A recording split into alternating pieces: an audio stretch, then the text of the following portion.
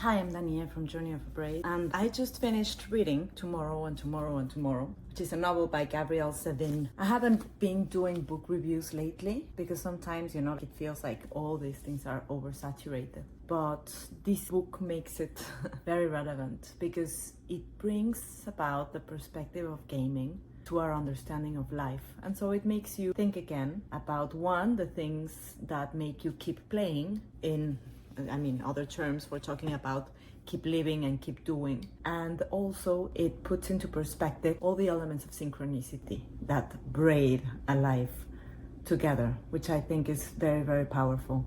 It's all about these game developers as they begin their careers, and then as they become very famous, they have other failures in their careers and then specifically in their personal lives.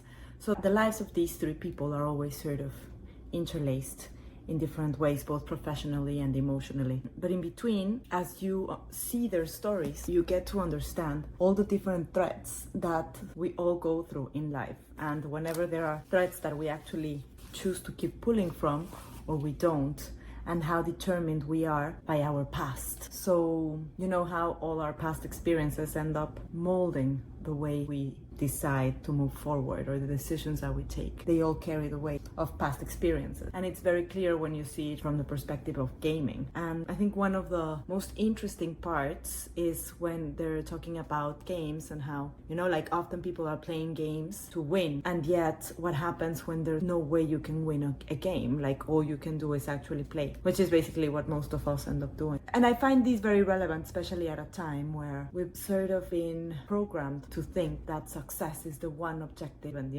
fame and fortune and whatever it is, when the reality is that the one thing that is relevant is to play the game, and that's all there actually is in life. Because regardless of how much you advance from one level to the other, you're still the same person and you start going through the same sort of interrogations and life complications. So anyway, the story begins when they're young. They're starting their game company and they create this incredible game which is called Ichigo, that is about this boy that is swept by the ocean and needs to find his way back home. And it's actually not even a boy, it's just a human, because they're very much into why do we need to categorize a human as a man or a woman, especially when they're born. So anyway, this child is also, it goes back to the themes that I'm talking about, like all the waves of destiny and how they take you to different places. And yet what is the most relevant is just to keep playing the game. So it has a lot of, it's so poetic in the way it approaches these. And I think that especially if you're at a time where you're dealing with hard decisions or with an understanding of the levels that you've been through in life and the ones that you want to be playing versus the ones that might be all kind of predictable given what you've seen before, and so you're thinking about making decisions, it's extremely relevant.